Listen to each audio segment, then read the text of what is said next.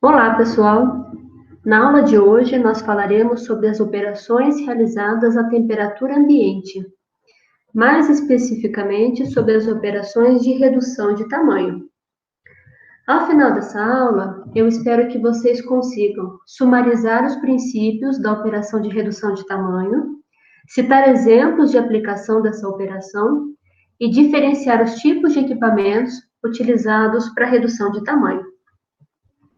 Bom, na imagem que eu mostrei no slide anterior, né, e quando a gente fala de redução de tamanho, é comum nós pensarmos na redução de tamanho de um alimento sólido. Então, por exemplo, um cereal, né, onde nós vamos realizar uma moagem desse cereal para obtenção de algum tipo de farinha. Né? Então, é muito comum a gente pensar em redução de tamanho, como, por exemplo, né, o grão de trigo, que vai passar por um processo, né, um processo de moagem, para a obtenção da farinha de trigo, um produto comumente utilizado por todos nós. Né?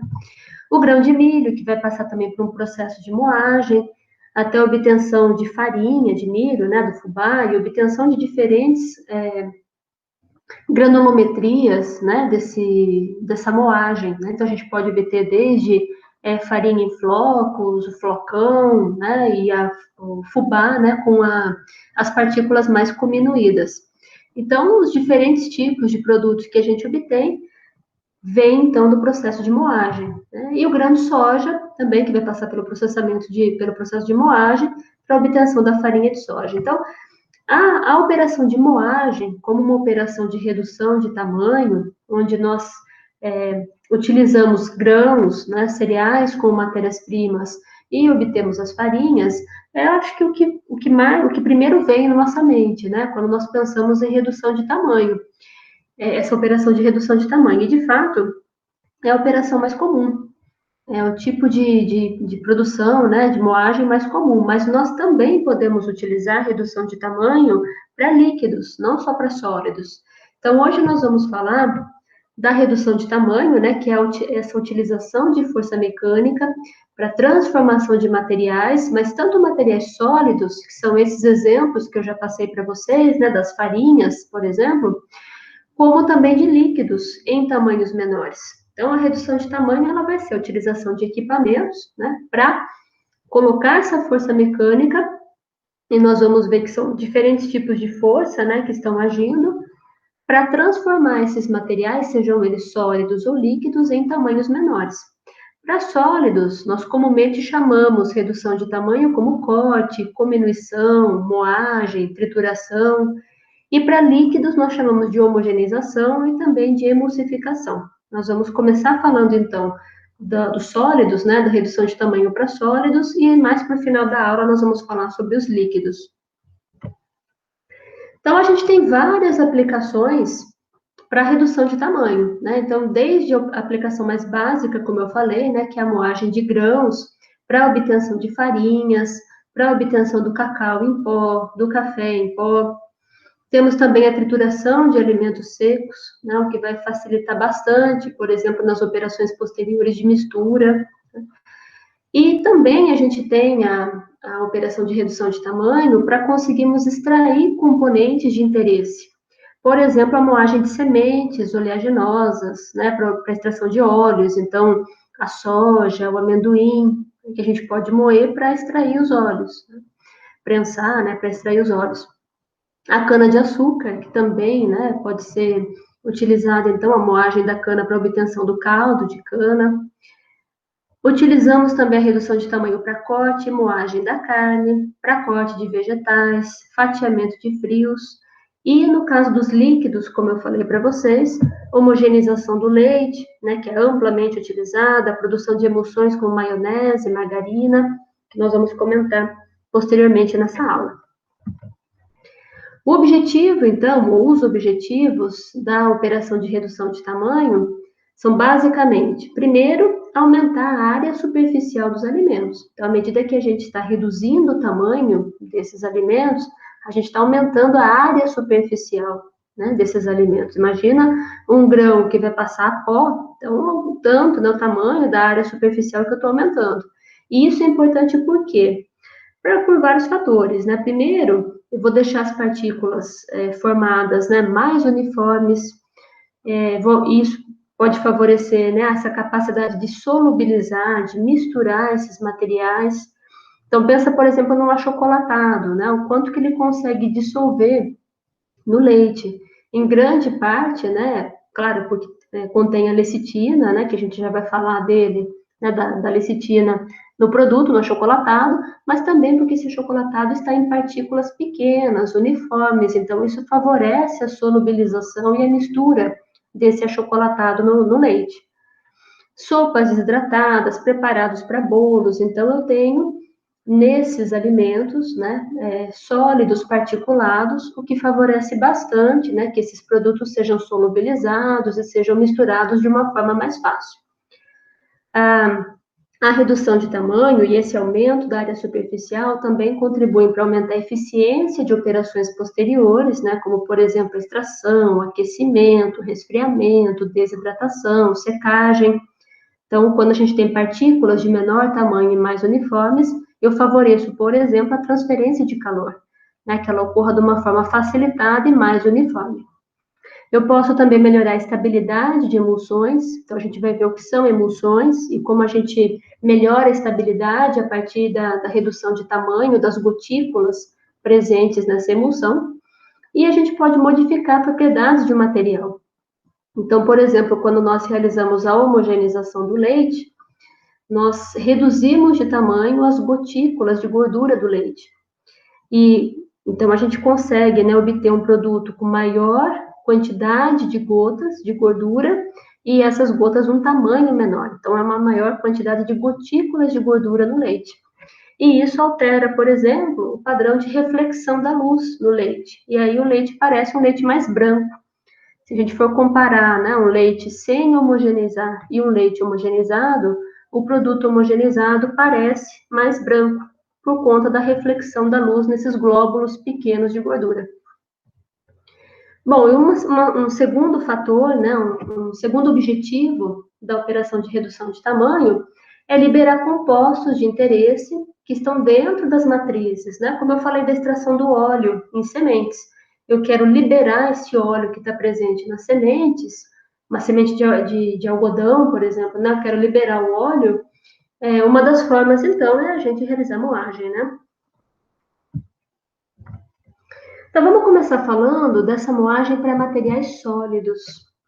Então, a gente tem a redução de tamanho em materiais sólidos, que é realizada pela ação de 3 tipos de forças. São as forças de cisalhamento, de compressão e de impacto. As forças de cisalhamento, que eu estou tentando mostrar aqui nessa figura, né? As forças de cisalhamento, elas são forças onde a gente tem o atrito.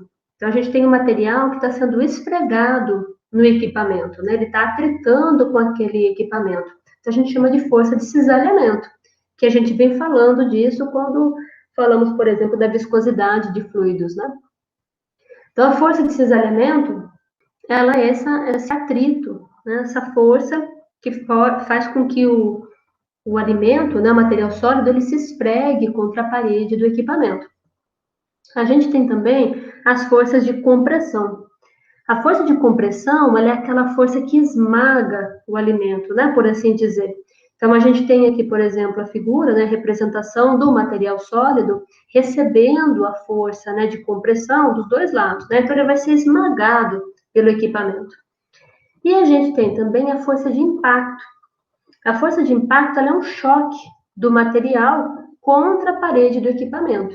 Tá? Então, nós temos, para materiais sólidos, nós utilizamos diferentes tipos de moinhos. Podemos utilizar, né, diferentes tipos de moinhos. Esses moinhos, eles trabalham com essas forças de cisalhamento, compressão e impacto em diferentes proporções. Então, tem moinhos que trabalham mais com a força de compressão, né, como, por exemplo, o moinho de rolos. Já tem outros moinhos que trabalham mais com a força de cisalhamento, como, por exemplo, o moinho de facas. Então, cada tipo de moinho que nós vamos estudar, eles trabalham em diferentes proporções com esses tipos de força, para realizar, para efetuar a quebra desse material sólido.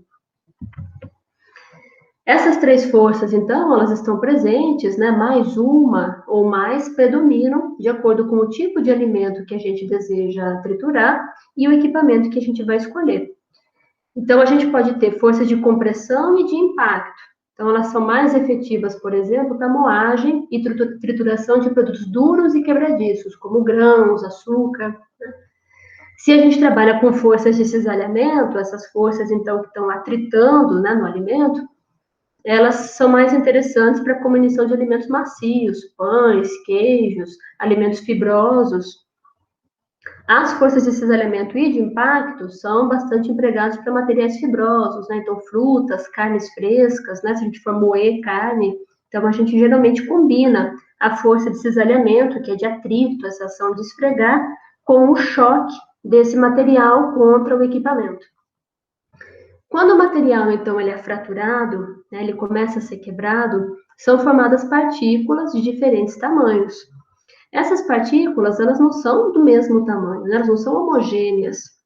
Então, é difícil a gente calcular com precisão a quantidade de energia necessária para esse processo de quebra, de diminuição dos sólidos. Justamente porque a quebra das partículas não é homogênea e porque cada material tem uma resistência, né? E à medida que a gente vai moendo, triturando esse material pode oferecer uma resistência diferente à quebra. Então, é difícil a gente estimar o quanto de energia é necessário para fazer essa combinação de sólidos, e é difícil também, com base nisso, calcular a potência dos equipamentos, né? Existem várias leis para calcular essa energia gasta na trituração. Nós vamos falar, nenhuma delas abrange todos os casos, né, possíveis. Então, a gente vai falar da lei de Hittinger. Existem outras, tá? Mas nós vamos trabalhar aqui na disciplina com a lei de Hittinger. Então, ela diz o seguinte: a energia específica consumida na redução de tamanho de um sólido é diretamente proporcional à variação da área superficial das partículas. Então, o Hittinger, ele relaciona a energia necessária com a área que essas partículas ocupam. Então, com base nisso, pode, então, estabelecer a seguinte fórmula. A energia específica do processo, né, que vai ser necessária para realizar a moagem das partículas, ela é igual à constante de Hittinger, que é um valor, então, estabelecido, né, que vai depender da resistência do material à quebra, que multiplica, então, essa diferença aqui, 1 sobre dF menos 1 sobre d0. Esse dF aqui é a dimensão média inicial das partículas. O dF é a dimensão final das partículas. E o d0 é a dimensão média inicial das partículas. Então, essa diferença das dimensões final e inicial, multiplicada por essa constante, né, que vai depender da resistência do material à quebra, que vai nos fornecer a energia que é gasta no processo. Ou seja, essa energia ela é dependente do tamanho dessas partículas. Tá? E a partir, então, dessa energia consumida, ainda com base, né, na lei de Hittinger, a gente pode calcular a potência necessária do equipamento, tá? Para a gente tentar dimensionar adequadamente esse equipamento e minimizar as perdas. Então, a potência aqui em watts, ela vai ser, então, a energia específica envolvida, que a gente definiu, né, na fórmula anterior, vezes a vazão máxima aqui em quilos por segundo. Tá? Então, assim a gente vai determinar a potência do equipamento. Como eu falei, essa lei ela não se aplica a todas as situações de moagem. Ela é uma das leis utilizadas. Então, vamos ver um exemplo de aplicação. Né? O moinho consome 30.000 watts para reduzir o tamanho de um determinado material de 3 milímetros para 1 milímetro, a uma vazão de 36 quilos por segundo. Tá? Então, passando 36 quilos por segundo nesse moinho, ele consegue reduzir o tamanho de 3 milímetros para 1. Determine qual será a energia específica requerida pelo mesmo moinho para reduzir o mesmo material de 1 milímetro para meio milímetro, a uma vazão de 27,8 kg por segundo, considerando a lei de Hittinger. Verifique se a potência do motor instalado é adequada para essa nova condição. Então, o que o Hittinger diz, né, o que a gente sabe, é que a energia necessária para passar de 3 milímetros para 1 milímetro não é a mesma energia necessária para passar de 1 milímetro para meio milímetro. Né? Porque justamente existe essa resistência do material, dependente daquela constante, né? E existe a dificuldade de moer esse material à medida que ele vai se tornando cada vez menor, né? Então, ele vai oferecendo uma resistência diferenciada, dependendo do material. Então, o que é que a gente tem no exercício? Né? Na primeira situação do moinho, ele tem uma determinada potência que foi passada de 30.000 watts, uma dimensão inicial dessas partículas e uma dimensão final, e essa vazão de 36 quilos por segundo. O mesmo moinho vai ser utilizado na segunda situação. Eu não sei qual que é a energia, não sei qual que é a dimensão inicial, tem a dimensão inicial, que é 1 milímetro, e tem a dimensão final, que é meio milímetro, e a vazão final. Então, o que, que a gente precisa considerar? Nós precisamos considerar, nessa segunda situação, então, a energia que ele está pedindo no exercício, na energia utilizada, que não vai ser a mesma energia aqui da primeira situação, pela diferença aqui das dimensões das partículas, né? E a constante. Por quê? O que o exercício pede é energia, mas para eu calcular essa energia, eu dependo dessa constante do material. E essa constante não foi passada nessa segunda situação. Só que a constante da segunda situação é a mesma da primeira, porque o material que vai ser cominuído é o mesmo. O que diferencia é que ele vai passar, na primeira situação ele passou de 3 para 1 milímetro, e na segunda situação ele passou de 1 milímetro para meio. Então, a constante, ela é a mesma. O que não vai ser a mesma coisa é a energia, porque como eu falei, né, à medida que as partículas elas vão sendo cominuídas, o tanto de energia necessário para reduzir essas partículas a pó, por exemplo, vai alterando, né? Vai aumentando. Então, para a gente calcular a energia, primeiro a gente tem que calcular a constante. A constante eu vou obter a partir da primeira situação. Então, vou repetir aqui a mesma equação para a primeira situação. Só que na primeira situação eu não tenho nem o valor da constante e também não tenho o valor da energia, né, da primeira situação. Só que eu posso calcular esses valores. Posso calcular com base em quê? Com base na fórmula de potência, porque eu tenho a potência aqui do moinho. Então, a potência vai ser igual a energia vezes a vazão máxima. A potência é 30.000, né, watts, que é a mesma coisa que joules por segundo, né? A energia eu vou determinar e a vazão máxima é 36 quilos por segundo. Então, fazendo essa conta, né, dividindo 30.000 por 36, eu obtenho que a energia necessária para fazer a moagem de 3 milímetros para 1 milímetro é igual a 833,3 joules por quilo. Tendo energia, eu consigo calcular a constante aqui na primeira situação. Então, a energia vai ser 833,3, que vai ser igual a constante, que é o que eu quero determinar, vezes 1 sobre a dimensão final da partícula, em milímetros, né? Então, eu tenho que converter aqui para 0,001, menos a dimensão inicial, que é de 3 milímetros, que eu também vou converter aqui para 0,003, para passar de milímetros para metros. Então, a constante aqui, ela vai ser igual a 1,25 joules metro por quilo. Lembra que a constante lá no slide que eu mostrei, eu não falei, mas a constante está em metros, tá? Por isso que eu estou alterando aqui o diâmetro também das partículas para metro. Então, aqui a gente tem que a constante é 833,3 dividido por 666,7, eu tenho que o valor da constante é de 1,25 joules metro por quilo. Obtendo a constante, como é o mesmo material, né, a resistência aqui, a moagem vai ser a mesma. Então, eu consigo determinar a energia necessária na segunda situação. Então, essa energia vai ser igual ao valor da constante, que multiplica 1 sobre, agora a dimensão final, vai passar a ser meio milímetro. Faço a conversão aqui para metros, menos 1 sobre 1 milímetro, também fazendo a conversão para metros, né? E agora é só fazer a continha. Essa energia, então, vai ser igual a 1.250 joules por quilo. Então, para fazer a cominuição de 3 milímetros para 1 milímetro, eu utilizei de energia, o moinho utilizou 833,3 joules por quilo.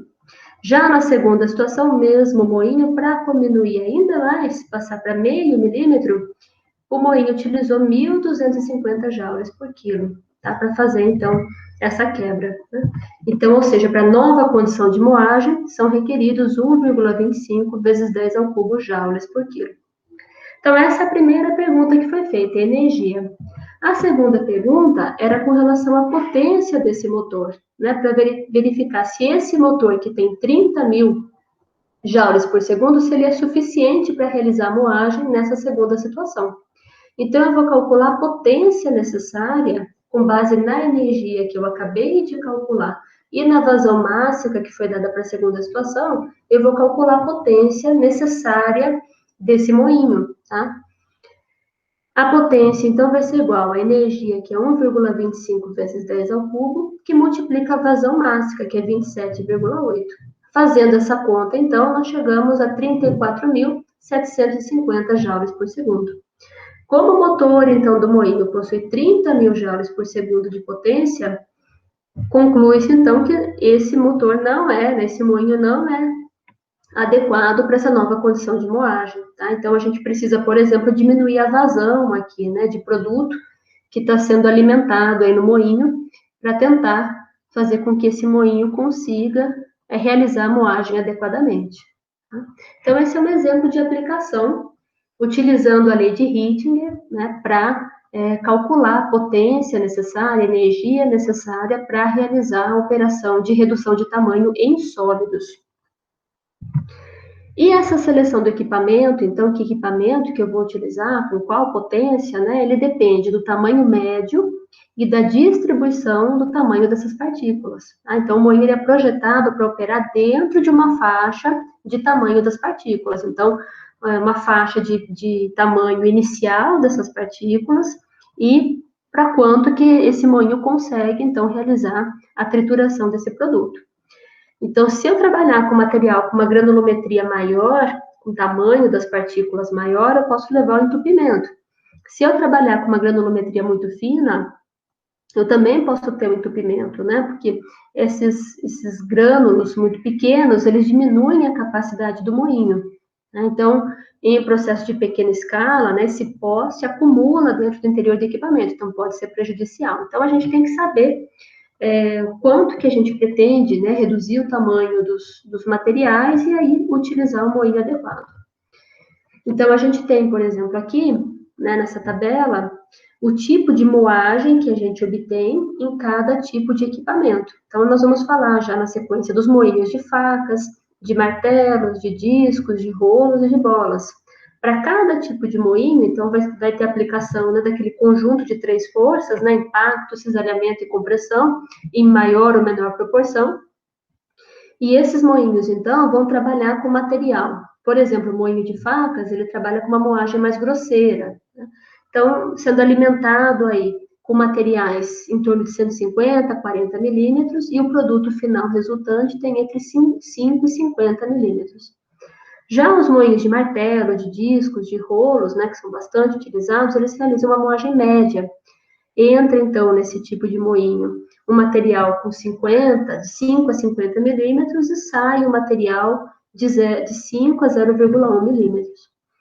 E o moinho de bolas, ele é um moinho que faz uma moagem mais fina, né, bastante utilizado para produtos em pó de alto valor, né? Então, entram materiais com 5 a 2 milímetros e saem materiais de 0,1 a 0,05 milímetros. Tá? Então, a gente seleciona, né, os tipos de equipamentos com base, então, no tipo de alimento, o tipo de força que vai ser aplicado nesse alimento e também a granulometria desse material.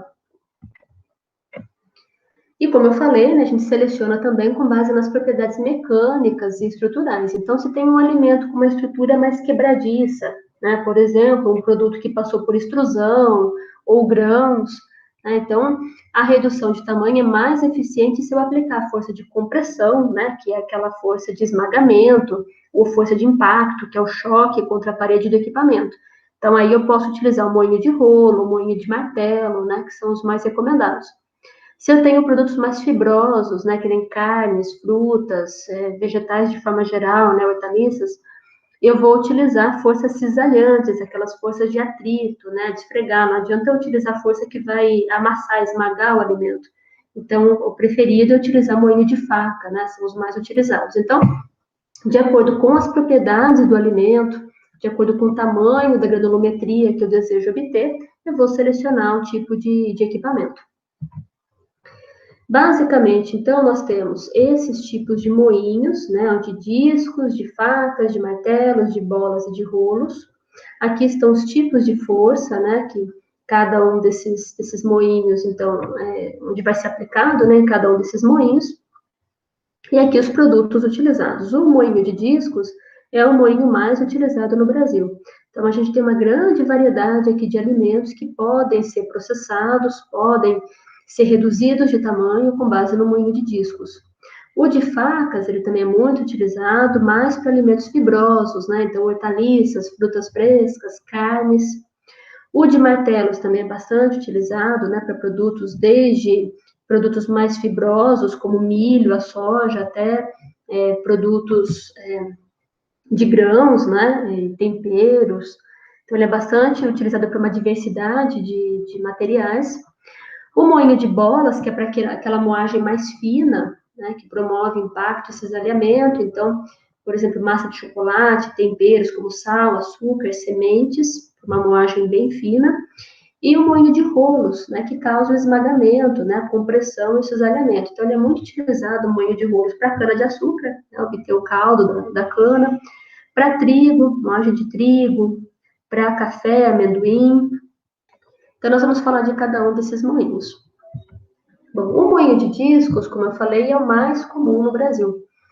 São utilizados, então, na moagem de materiais de tamanho médio a pequeno, produzem cominuídos, então, entre 5 e 0,1 milímetros e são utilizados para uma ampla variedade de alimentos, né? Desde alimentos de grãos, açúcar, até alimentos em pó, como o café e o cacau. Então, o moinho de discos, ele pode operar, né? Ele pode ter várias configurações, né? Aqui a gente tem um equipamento simples, em batelada, né? Ele tem o disco aqui na parte interna. Né? Então, o moinho de discos, como o nome diz, ele vai ter um disco, né? Ele pode ter 2 discos giratórios, ou ele pode ter um disco giratório e o outro disco fixo, tá? Mas o princípio dele, então, são esses, pelo menos um disco vai girar, né? E o alimento, então, ele entra em choque, né, com o equipamento, e ele vai entrar em atrito, ele vai esfregar nesses discos. Né? Então, aqui a gente tem, por exemplo, um moinho de disco simples, com a entrada do produto, né, aqui a gente tem o disco fixo, e esse disco aqui que vai estar girando em alta velocidade. Então, esse alimento, quando ele entra nesse moinho, ele vai atritar, né, com esse disco, que está girando em alta velocidade, além do impacto, né, do choque que ele sofre ao entrar em contato com o equipamento. Então, aqui a gente tem só um disco giratório, o outro fixo, e aqui a gente tem 2 discos giratórios, tá? Cada um girando, então, num sentido. E aí o produto, então, entra por cima e ele vai friccionar, ele vai esfregar, atritar com a parede aqui desses discos, tá? E à medida que ele entra em contato, então, pelo choque com os discos e atritando nos discos, ele vai fraturar, né? Ele vai ter o tamanho reduzido, tá? Ele vai se quebrar, se partir. Então, essa é a carinha, né, básica aqui do moinho de discos. Eu deixei um vídeo aqui bem interessante, né, da utilização desse moinho para trituração de cereais, tá? Então, assistam, aqui também são moinhos bem produção pequena, né, embatelada, mas dá para a gente ter uma ideia da utilização desses moinhos. Esses moinhos são muito utilizados domesticamente mesmo, né? Para moagem de café, para moagem de grãos, então eles são muito utilizados. E dependendo, então, da estrutura presente nesses discos, eles podem ter nomes diferenciados. Então, por exemplo, moinho de disco e pino, né? Então, na estrutura do disco, a gente tem os pinos, isso aumenta ainda mais a força de choque, de atrito, né, do alimento com esses discos. Pode ser um moinho de discos e pás, então ele tem a estrutura que gira, né, desse disco, ela é no formato de pás. Então, aqui eu deixei os vídeos também para que vocês vejam, né, em funcionamento esses moinhos, tá? Tem uma infinidade de moinhos de discos com base na estrutura aqui desses discos, com pinos, com pás, rotacionados, né? Então, eu deixo aqui para vocês assistirem depois no YouTube esses vídeos. Outro tipo de moinho, então, é o moinho de facas, né? Ou também nós chamamos de cutters, ou alguns falam cutters mesmo, né? Então, eles são moinhos utilizados para uma moagem mais grossa, né, um tamanho final entre 50 milímetros e 5 milímetros. São muito utilizados para alimentos fibrosos, né? Então, lá na unidade de carnes, nós temos lá um cutter que é utilizado para moagem da carne, né? Para homogeneização também daquela carne. Então, para alimentos fibrosos, como frutas, hortaliças, né? Carnes, nós utilizamos então moinho de facas ou os cutters. Então, eles têm lâminas acopladas no rotor. Tá? Então, ele funciona de uma forma parecida que o disco, só que ele tem lâminas acopladas. Essas lâminas, elas aumentam a força de cisalhamento. Elas reduzem o impacto e aumentam o cisalhamento. Então, o alimento está esfregando mais, atritando mais. E para esse tipo de alimento fibroso, isso favorece o corte desse alimento, né? Que ele não seja esmagado e sim cortado, fatiado em pedaços menores. Então, esse daqui é um exemplo, né, do moinho de facas ou um cutter. Então, ele tem a alimentação do produto aqui. Esse produto, então, vai girar nesse moinho. E aqui a gente tem, então, o disco, né, no rotor aqui ligado ao motor, mas o disco na forma de lâminas. Então, essas lâminas favorecem o corte. Elas têm que ser bem afiadas para fazer com que a gente, ao invés de esmagar o alimento, né, no caso de uma hortaliça, por exemplo, danificar, a gente vai cortar, fatiar esse alimento. Tá? Aqui na parte de baixo, o moinho, o de discos também, os outros que eu vou falar, eles podem ter uma peneira, né, para favorecer a separação daqueles grânulos de uma forma mais homogênea. Aqui eu deixei alguns vídeos também mostrando, né, a utilização dos moinhos de facas ou cutters, tá? Depois vocês deem uma olhada nesses vídeos. Nós temos também o moedor de faca e de discos. Então, esse moedor também tem lá na unidade de processamento de carnes, lá do Instituto.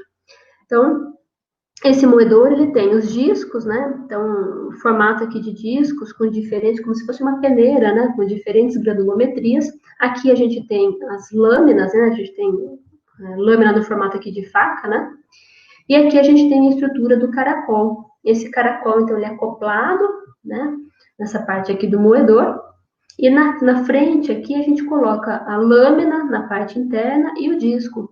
Então, à medida que a gente coloca a carne aqui, por exemplo, né, essa carne, então, ao passar, ela vai sendo impulsionada aí para frente pelo caracol, e ao chegar aqui, a lâmina, então, vai fatiar essa carne, e ela passa pelo disco que tem já as granulometrias definidas. Tá? Então, é um tipo de moedor muito utilizado, né, a gente vê até em açougue, né, moedores desse tipo, de uma forma mais embatelada, né, um sistema mais embatelado. Então, também deixei alguns vídeos para vocês verificarem o funcionamento desses equipamentos. Bom, o moinho de martelos, ele também é um tipo de moinho bastante utilizado, né? Ele é utilizado, muito versátil, utilizado para vários tipos de materiais, desde materiais mais duros, materiais quebradiços, até materiais fibrosos, pegajosos. Então, a estrutura dele, ele tem aqui uma câmara cilíndrica, né, que contém, então, o rotor, aonde ele é ligado, né, esse rotor aqui, ele é ligado a esses martelos, tá? Isso daqui vai girar, tá? Então, na medida que ele girar, o alimento que está caindo aqui, ele vai ser forçado contra a parede do equipamento e vai ser forçado também contra essa estrutura aqui dos martelos, tá? Então, existe aqui forças tanto de impacto, né, desse alimento contra a parede do equipamento, quanto forças de cisalhamento, né, de fricção, de atrito com esses martelos, tá? Então, isso promove, é bem eficiente na promoção da redução de tamanho. E aqui na parte de baixo do equipamento, a gente tem também as peneiras, né, para favorecer a separação desse alimento, né? Então, só passa pela peneira os alimentos com aquela granulometria definida. Também deixei aqui 2 vídeos para que vocês vejam mesmo esses equipamentos, né, numa escala mais caseira, numa escala mais industrial, e os tipos de utilização deles. O moinho de bolas, ele é usado para aquela moagem mais fina, né? Então, para a gente obter, geralmente, nós trituramos, né, nós reduzimos o tamanho do alimento em outros moinhos, e depois, para fazer uma moagem mais fina, nós utilizamos o moinho de bolas. Então, pode ser até um sistema contínuo, né? Primeiro faz a moagem nos outros moinhos e depois passa para o moinho de bolas. Então, uma moagem mais fina, para obtenção, por exemplo, de pós, né? Então, pós à base de chocolate, né, de cacau, nozes, castanha, amendoim, amêndoas. Então, as partículas passam de 0,1 milímetros para 0,05 milímetros. Então, basicamente, ele tem um corpo cilíndrico, pode ser no formato de cilindro ou de cone, né? Com uma extremidade, então, de saída que pode ser cilíndrica ou cônica, e ele vai se afunilando no sentido da descarga.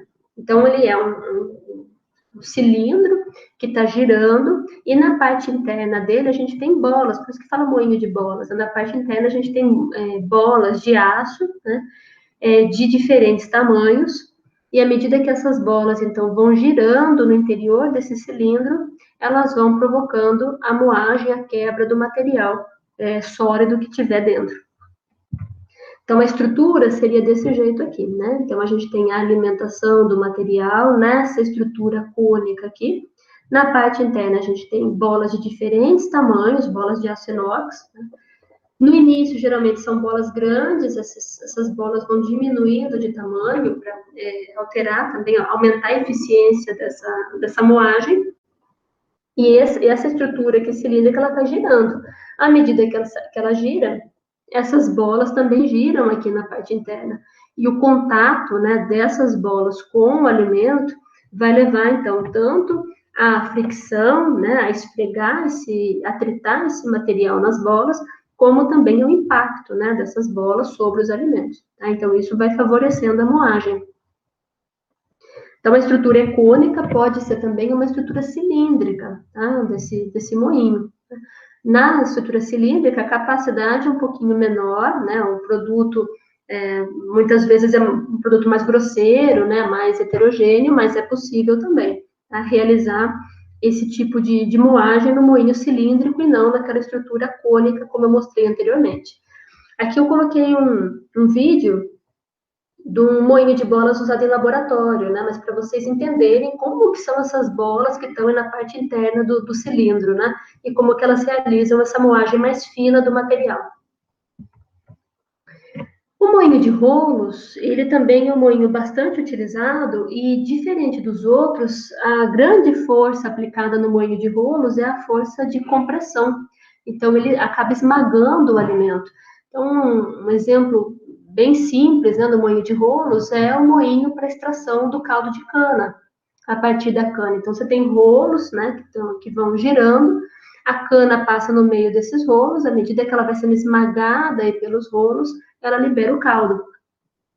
Então, o moinho de rolos, ele trabalha tanto com a força de compressão, de esmagamento, quanto também com a força de atrito, né, de cisalhamento, né, nesse alimento sendo esfregado pelo equipamento.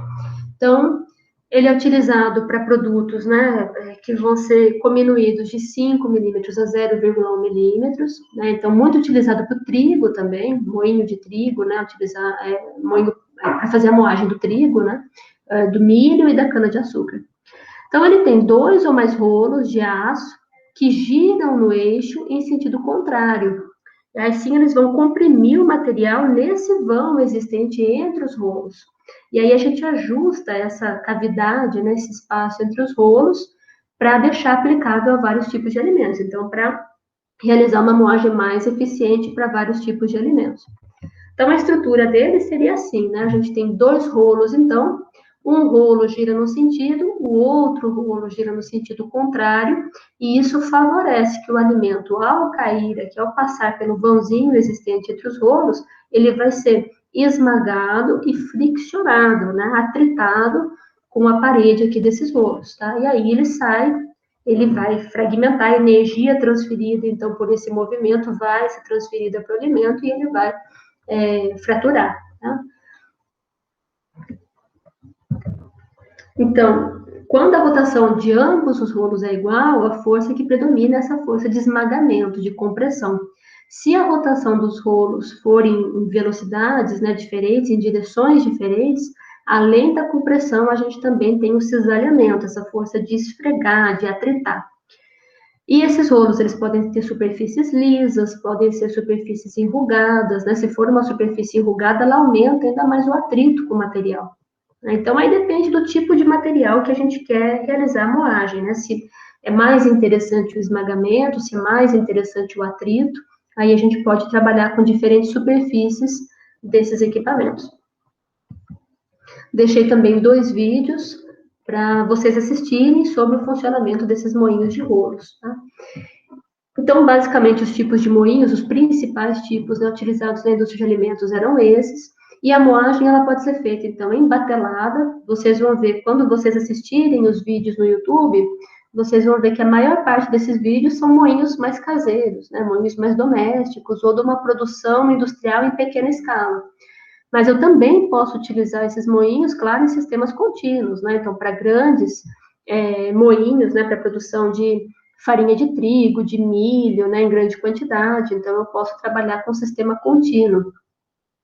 O sistema contínuo, ele possibilita um processo mais econômico, gera um produto mais uniforme em tamanho, e inclusive eu posso trabalhar com diferentes moinhos, que é o exemplo que eu estou trazendo aqui, né, um processo combinado, primeiro com um moinho de rolos, para fazer uma primeira moagem, seria uma moagem, digamos, mais grosseira, e depois a gente tem um segundo moinho, moinho de bolas, para fazer uma moagem mais refinada, né? E obter um produto com uma granulometria muito pequena, né? Um pozinho bem fino. Então, a gente tem aqui a alimentação do produto, ela vai passar, então, por peneiras, né? Para fazer a classificação desse produto. As partículas que já forem mais finas, que passarem por essa peneira, elas já podem ir direto para o moinho de bolas. Se não, elas vão primeiro passar por essa moagem aqui do moinho de rolos. Feita essa moagem, passa então para o moinho de bolas. Faço novamente a passagem aqui por uma peneira de classificação. Se as partículas passarem pela peneira, eu já tenho o produto final na granulometria desejada. Se não, eu posso retornar para essa operação de moagem no moinho de bolas para obter uma granulometria uniforme pequena, suficiente para o produto que eu desejo. Tá? Então, eu posso trabalhar com diferentes tipos de moinhos, num sistema contínuo, né, onde a própria classificação da granulometria é feita por esse conjunto de peneiras aqui. Bom, então tudo que eu falei até agora foram para materiais sólidos, mas nós temos também a redução de tamanho para materiais líquidos. Nesse caso, nós trabalhamos com 2 operações, a emulsificação e a homogeneização. O que é a emulsificação? Ela é a formação de uma emulsão pela mistura de 2 ou mais líquidos que naturalmente não se misturariam, né, que são immiscíveis. Então, eu consigo, através da formação da emulsão, que 2 substâncias, né, 2 líquidos que naturalmente não se misturariam, que eles permaneçam misturados. Para isso, eu vou ter uma fase que é chamada de fase dispersa, né, que é formada por gotículas muito pequenas, e essas gotículas elas vão estar dentro de uma fase maior, que é chamada de fase contínua. Então, basicamente, a gente tem 2 tipos de emulsão. A gente tem uma emulsão de óleo em água, e a gente tem a emulsão de água em óleo. A diferença é qual é essa fase contínua e qual que é a fase dispersa, com pequenas gotículas dentro dessa fase contínua. Então, quando eu falo de uma emulsão de óleo em água, eu tenho gotas de óleo, né? Então, gotas pequenas de óleo que estão dispersas numa fase contínua, que é a água. Tá? Geralmente, a fase contínua é aquela que está presente em maior quantidade. Então, a gente tem como exemplo o leite. O leite é uma emulsão, né, onde eu tenho pequenas gotas de óleo que estão dispersas em água. A maionese também é uma emulsão, então eu tenho gotas de óleo, né, só que aí a maionese tem uma grande quantidade de óleo que está dispersa em água. Sopas, molhos, iogurte, então são todas emulsões onde eu tenho gotículas de óleo que estão dispersas na fase contínua, que é a água. E eu tenho outro tipo de emulsão, que é a água em óleo. Então, nesse caso, a gente tem gotas de água que estão dispersas numa fase maior, que é a de óleo, que é a fase contínua. Então, por exemplo, a gente tem a margarina e a manteiga, elas são emulsões, onde eu tenho gotas de água, né, gotículas dispersas em fase maior que o óleo. Então, um esquema, né, de emulsão que nós temos estou misturando duas substâncias, geralmente água e óleo, eles normalmente não se misturariam, né? Na verdade, elas também não estão misturadas, elas estão formando uma dispersão, que é uma emulsão. Então, numa emulsão de óleo em água, eu tenho aqui as gotículas de óleo, né? Então, veja, o óleo está aqui, né, para facilitar, né?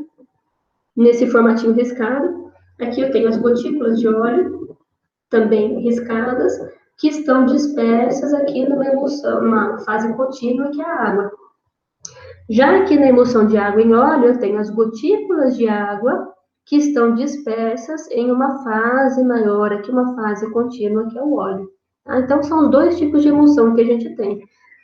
Quando a gente consegue, né, misturar essas duas substâncias, que a gente consegue que uma fique dispersa na outra, para que a gente consiga isso, nós precisamos fazer com que uma fase fique nesse formato de gota. Quando ela fica nesse formato de gota, quer dizer, ela foi quebrada, ela foi fracionada nesse formato de gota. A área aqui de contato dessas gotas com a fase contínua, ela é muito maior. Eu estou aumentando essa área. Então, como é que eu consigo fazer isso? Eu estou aumentando a área de contato dessas substâncias, né, na emulsão, e mesmo assim eu consigo que elas fiquem no lugar. Então, na verdade, a emulsão ela tem uma tendência muito grande a se desfazer. Né? Essas gotículas que eu formei, e aí eu vou explicar como é que elas se formam, a tendência é que essas gotas comecem a se agrupar novamente, que a gente perca a emulsão. Para que a gente não tenha isso, para que a emulsão se forme adequadamente, né? E para que as gotículas permaneçam aqui dispersas e não comecem a se agrupar, nós utilizamos, então, primeiro a gente faz a redução do tamanho das gotas, e essa redução é feita com uma agitação, né, um equipamento que vai provocar uma agitação vigorosa, para a gente romper essa substância em gotas pequenas, né? E depois nós vamos utilizar um agente emulsificante. Esse agente emulsificante é que vai se ligar às duas fases e vai impedir que essas gotículas se reaproximem. Tá?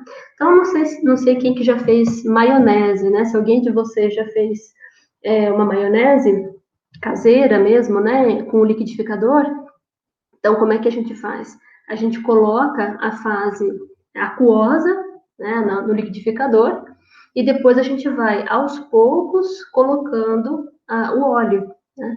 Então, primeiro, a gente está utilizando a agitação vigorosa, né? Então, a gente está fazendo com que essa maionese, né, ela se forme, essa emulsão se forme por meio da agitação, então a gente está rompendo aquele óleo que a gente está colocando em gotículas pequenas, né?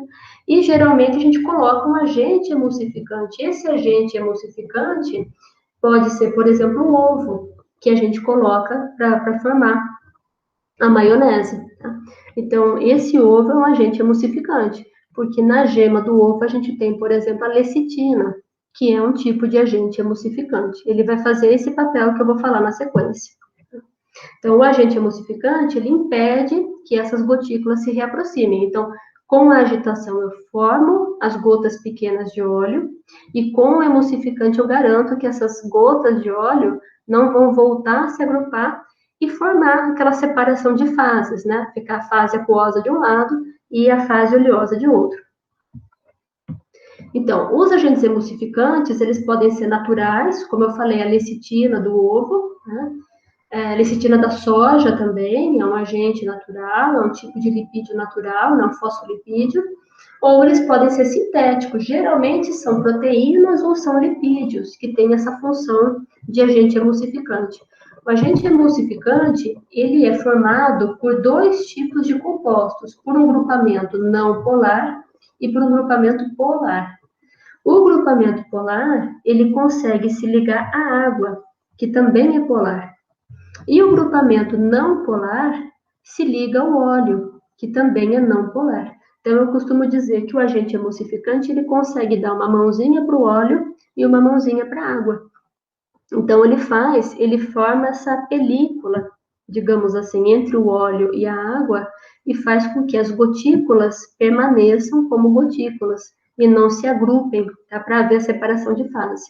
Então, o agente emulsificante, ele sempre vai ter, ele pode ter diferentes estruturas, mas ele sempre vai ter um grupamento polar, que é o que vai permitir que ele se ligue à água, e um grupamento apolar, que vai permitir que ele se ligue ao óleo. Então, dessa forma, ele dá uma mãozinha para um, uma mãozinha para outro, e consegue reduzir essa tensão superficial.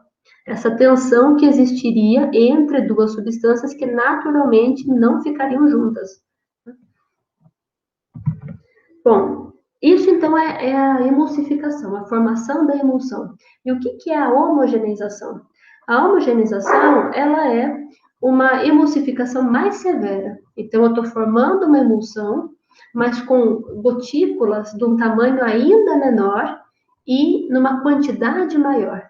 Então, se eu for fazer uma homogeneização, ela vai ser eu vou utilizar um equipamento que vai promover uma redução ainda maior do tamanho das gotículas, né? Então, cerca de 1 micrômetro, né, na maioria dos casos.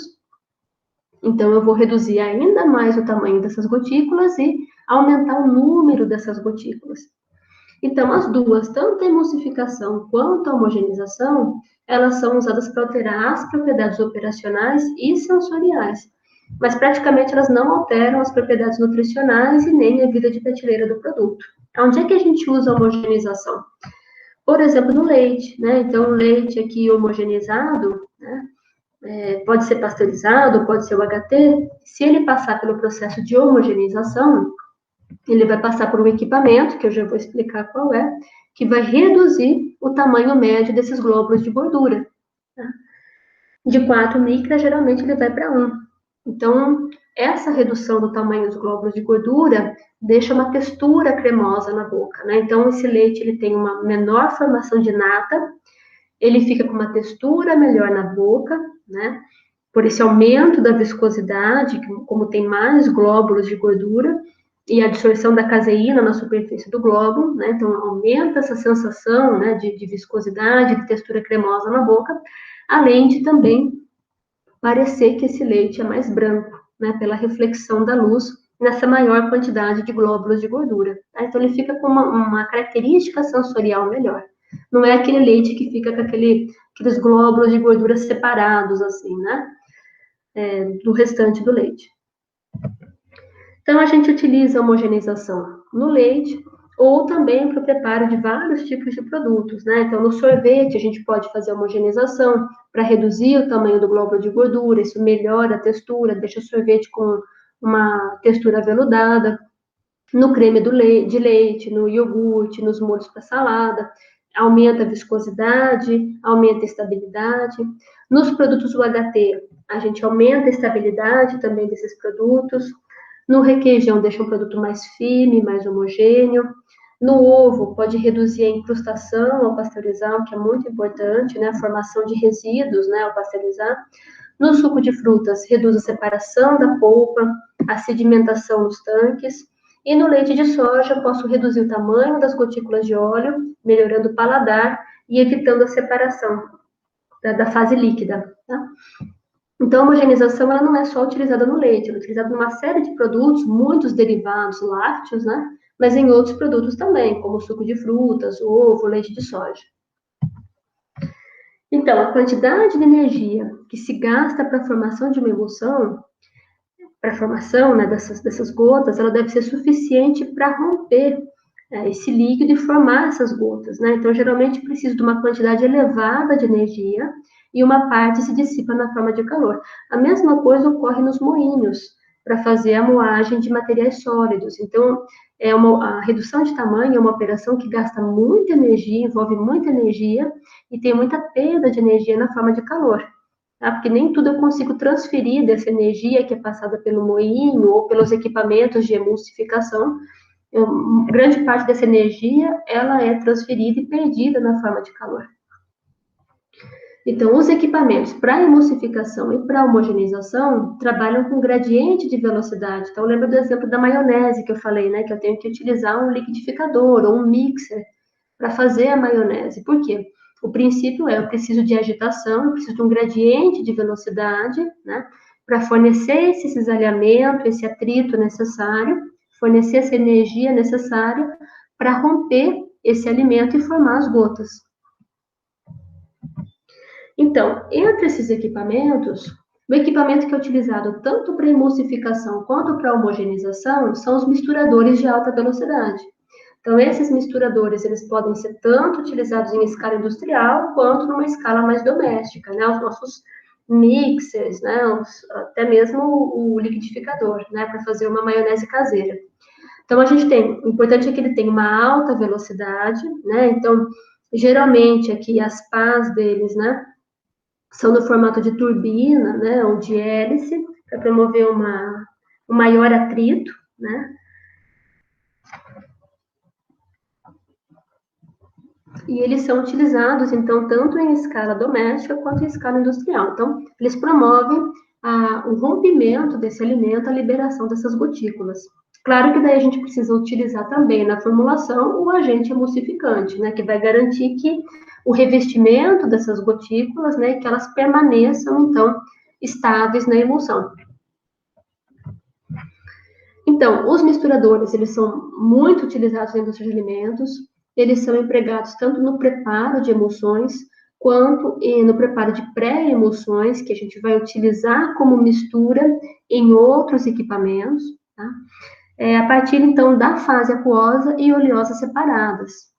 Isso, então, eles são bastante utilizados para emulsões de baixa viscosidade. Então, molhos de saladas, maioneses. É só lembrar, fazer o paralelo com o liquidificador usado em casa para fazer a maionese caseira. Então, água, óleo e demais ingredientes são colocados no tanque, agitados sob alta velocidade, né? Então, com esses agitadores.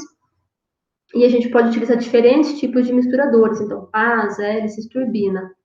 Então, essa elevada velocidade do misturador é que vai levar à ruptura, né, do material e à formação das gotas. E o processo, em geral, ocorre em batelada. Outro equipamento utilizado são os moinhos coloidais. Esses moinhos, eles trabalham com líquidos de média e alta viscosidade. Então, os misturadores trabalhavam, né, geralmente com fluidos de baixa viscosidade. Os moinhos coloidais, eles trabalham com fluidos de média e alta viscosidade, né? Então, pastas, patês, creme, manteiga de amendoim. Até vou deixar um vídeo para vocês sobre para vocês verem, né, a formação da manteiga de amendoim, a partir do amendoim. Emulsões cárneas. Então, geralmente são fluidos de média e alta viscosidade, né? E, em geral, eles utilizam as pré-emulsões que são formadas lá nos misturadores de alta velocidade, né? Então, os misturadores, eles são mais eficientes nessa formação dessas gotas. E aí, os moinhos coloidais terminam esse processo, né, de emulsificação para essas substâncias de média e alta viscosidade. Geralmente também eles operam em batelada, mas os moinhos podem ser utilizados também em sistema contínuo.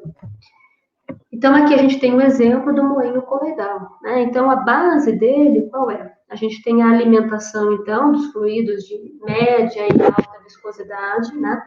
Esses fluidos, eles são forçados, essa emulsão prévia, né, preparada lá nos misturadores, ela é forçada a passar por estruturas aqui muito estreitas, tá? Formadas de que forma? Aqui a gente tem uma estrutura fixa, né, nesse moinho, e aqui a gente tem uma estrutura que está rotacionando, a gente tem um rotor que está girando. A abertura aqui de passagem é muito estreita, então essa pré-emulsão aqui, ela é forçada a passar por essa abertura muito estreita e que já está tendo ação desse rotor que está girando em alta velocidade. Esse rotor aqui, ele está ligado aqui a um eixo, ele está ligado ao motor. Tá? Então, ele está girando aqui em alta velocidade. Então, essa emulsão, quando ela passa, né, por essa abertura aqui, né, que é ajustável aqui, esse espaço livre, mas que é super estreito, ele vai ser submetido, né, esse líquido vai ser submetido ao corte, a essa ação de turbulência, e ele se dispersa, então, forma as gotículas aqui nessa parte aqui do equipamento. Tá? Então, a saída do produto se dá aqui, um produto totalmente emulsionado. Tá? Então, deixei 2 vídeos aqui para vocês verem, por exemplo, a formação da pasta de amendoim. Né? Então, a alimentação aqui vai ser do amendoim mesmo, no caso daquele equipamento, mas eu poderia ter utilizado uma pré-emulsão já do amendoim, né, o amendoim já é extraído, né, a pasta já é extraída e depois o equipamento só faz esse refinamento para obtenção da emulsão ou do homogeneizado com gotículas menores. Outro equipamento, então, para homogeneização são os homogeneizadores de alta pressão. Então, eles trabalham, assim como os moinhos coloidais, né, eles trabalham utilizando, são mais eficientes se eles já trabalharem com pré-emulsões, né, formadas a partir lá dos misturadores. Então, nesse caso, o homogeneizador ele tem uma bomba de pistão de alta pressão, e é esse movimento aqui dos pistões que vai fazer com que essas válvulas especiais aqui denominadas de válvulas homogeneizadoras, elas abram, né? Elas têm uma abertura muito pequena e o alimento vai ser pressionado a passar por essa abertura. Então, é um processo contínuo, né? E eles são usados amplamente. Quando a gente fala da homogeneização do leite, geralmente é esse tipo aqui de equipamento, é um homogeneizador de alta pressão. Então, na produção de cremes para saladas, sorvetes, sopas, molhos, no processo industrial, esse tipo de homogeneizador é o mais utilizado, de alta pressão. Então, como é que ele funciona, né? Aqui ele funciona, então, com o pistão, né? Esse pistão aqui, ele vai, então, fazendo um movimento de vai e vem, tá? E aqui a gente tem uma válvula, então, que tem uma abertura aqui nas laterais muito pequena, tá? Então, o produto, ele vai entrar aqui na sede dessa válvula. Aqui a gente tem, então, um pistão, um êmbolo, né, que vai fechar, vai fazer com que essa válvula fique com uma abertura muito estreita aqui na parte da frente aqui desse equipamento, tá? De tal forma que esse alimento, ele é bombeado e ele é forçado a passar por essa abertura muito pequena aqui deixada pela válvula. Quando ele passa por essa abertura muito pequena, essa pressão aqui, esse cisalhamento, esse atrito, né, desse produto sendo forçado a passar, faz com que essas gotículas maiores aqui do alimento sejam reduzidas. Então, o produto que tinha gotículas maiores, por exemplo, uma pré-emulsão já formada, né, com gotículas maiores, dispersas numa fase contínua, quando esse produto passa aqui pelo equipamento, ele é forçado a passar por essa abertura e essas gotas maiores passam a formar gotículas no tamanho muito menor. Então, aqui a gente tem um produto homogeneizado, muito mais gotas sendo formadas no tamanho menor. Então, o produto entra na sede da válvula, a saída aqui é fechada pelo êmbolo, né, por esse pistão aqui, que vai fazer com que essa mola, que essa válvula fique mais ou menos fechada, né? Pela pressão do produto ao entrar, o êmbolo ele vai recuar um pouquinho, né, uma fração de milímetros, e vai deixar essa abertura muito pequena em ambos os lados aqui, né? E esse produto vai passar numa velocidade extremamente elevada, né, até 300 metros por segundo, vai colidir contra essa abertura aqui, contra o anel aqui, né, da válvula, e essa abertura pequena e vai ser forçado a passar por essas aberturas pequenas. Quando acontece isso, existe uma queda brusca de pressão, e esse impacto, mais o cisalhamento, né, o atrito, vai fazer com que essas partículas de uma substância sólida ou líquida, né, dessa pré-emulsão, se fracionem em partículas extremamente pequenas, na faixa de 0,1 a 10 micras. Então, a gente tem partículas grandes aqui, de uma pré-emulsão, e no final, muito mais partículas de um tamanho menorzinho. Tá? Então, esse é um homogeneizador de alta pressão. Aqui é a carinha do equipamento, né? Então, ele pode fazer até 1.000 litros por hora, homogeneizar até 1.000 litros por hora de produto. Tá? E, por fim, a gente tem os homogeneizadores ultrassônicos. Esse tipo de homogeneizador, ele utiliza ondas sonoras de alta frequência, entre 20 e 50 kHz, para formar as emulsões.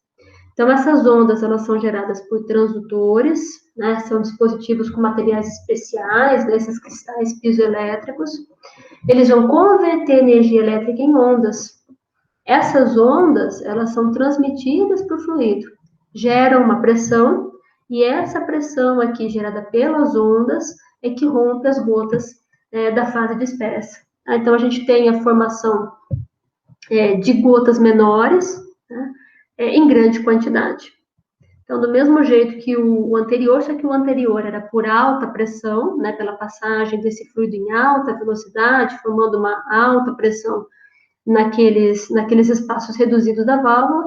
Aqui o mecanismo de funcionamento é diferente, mas o resultado é que a gente tem uma grande quantidade de gotas formadas de tamanho pequeno. Então, ele geralmente é utilizado em pequena escala, né, mas pode operar de forma contínua ou embatelada. Eu deixei aqui 2 vídeos, né, mostrando o funcionamento deste homogeneizador. Então, aqui a gente tem uma comparação entre os diferentes sistemas aqui de homogeneização, né? Então, o misturador de alta velocidade, ele é mais utilizado para formar emulsões, né? E essas emulsões, então, vão ser utilizadas depois no moinho coloidal, no sistema de alta pressão e no homogeneizador, principalmente esses 2 últimos aqui, para obter produtos homogeneizados, né? Numa quantidade de gotículas maior em tamanho menor. Então, aqui a gente tem, por exemplo, o tamanho mínimo aqui da gota formada, né? No misturador, então, 2 micras, no moinho coloidal 1, no sistema de alta pressão 0,1 e no homogeneizador ultrassônico de 0,1 a 0,2. Então, veja que o tamanho das partículas é bem diferente, né? De uma emulsão para depois um sistema homogeneizado, um produto homogeneizado. Aqui a gente tem, então, a faixa de viscosidade ótima que cada um desses equipamentos trabalha, e o sistema comumente utilizado, né, se é empatelado, ou se é um sistema contínuo ou semicontínuo. Tá? Bom, deixei aqui, então, as referências utilizadas para essa aula, tá? O Fellows, Itadini e colaboradores são as referências da disciplina. Esse site é um site bem interessante da Universidade Federal do Rio Grande do Sul, chama Feira, e eles trazem uma grande quantidade de operações unitárias que são utilizadas, né, que seriam utilizadas, né, numa feira, né, para os produtos que a gente tem na feira, né, então frutas, hortaliças, e ele fala bastante, tem um capítulo específico lá no site sobre moagem, então também está bem interessante, e os vídeos do YouTube que eu já fui colocando para vocês ao longo dessa videoaula. Então, agora, com base nisso, vocês já podem fazer os exercícios que estão lá no NEAD. Tá? Então, bom trabalho!